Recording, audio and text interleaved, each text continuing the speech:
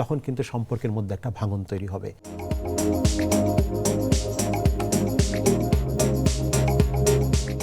কারো কারো ক্ষেত্রে কি এমন হতে পারে যারা হচ্ছে মানসিক রোগী হিসেবে আছেন বা যাদের সিজোফ্রেনিয়া বা পার্সোনালিটি ডিসঅর্ডার নামে কিছু অসুস্থতা তাদের মধ্যে ছিল, তারা একজন আরেকজনকে যদি সমস্যাগুলো গোপন করে থাকেন, যদি না বলে থাকেন, তাহলে কি বিয়ের পরে একটা সময় গিয়ে তারা কি এই বিষয়টা নিয়ে কি অতি অতি উৎসাহিত বা হচ্ছে একজনকে দোষারোপ করা বা এর থেকে কি বিচ্ছেদের সম্ভাবনা হতে পারে কি?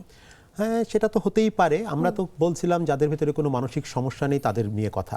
কিন্তু যদি এই দুইজন স্বামী স্ত্রী কারো ভিতরে কোনো ধরনের মানসিক সমস্যা থাকে, বিশেষ করে যদি পার্সোনালিটি ডিসঅর্ডার থাকে বা গুরুতর মানসিক রোগ, সিজোফ্রেনিয়া, মুড ডিসঅর্ডার থাকে, সেটিকে কিন্তু আসলে আড়াল করা যায় না, সেটিকে ঢেকে রাখা যায় না। এটা কিন্তু একটা সময়ের পরে একই ছাদের নিচে যারা বসবাস করছেন তাদের পরস্পরের কাছে এটি কিন্তু কোনো না কোনোভাবে স্ক্যান হয়ে ধরা পড়ে যাবে। এই স্ক্যানটিকে এড়ানো যাবে না, সেটি কিন্তু বের হয়ে যাবে।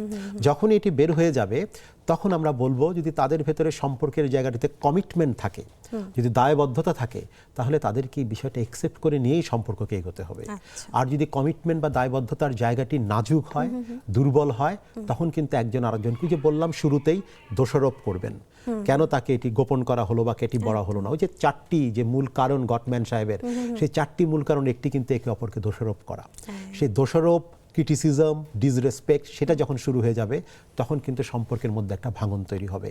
আর যদি কমিটমেন্ট ঠিক থাকে তাহলে অ্যাজ এ হোল তার জীবন সঙ্গী বা সঙ্গিনীর সব কিছু নিয়েই তো তার সঙ্গী, সব কিছু নিয়েই তো তার সম্পর্ক, তার পার্সোনালিটি ডিসঅর্ডার নিয়েই তো তার সম্পর্ক, তার সিজোফ্রেনিয়া নিয়েই তো সেই সম্পর্কটি তৈরি হয়েছে। ফলে সেটাকে একসেপ্ট করে নিয়ে বিজ্ঞান ভিত্তিক চিকিৎসার আওতায় রেখেও কিন্তু সম্পর্ককে এগিয়ে নিয়ে যাওয়া যায়।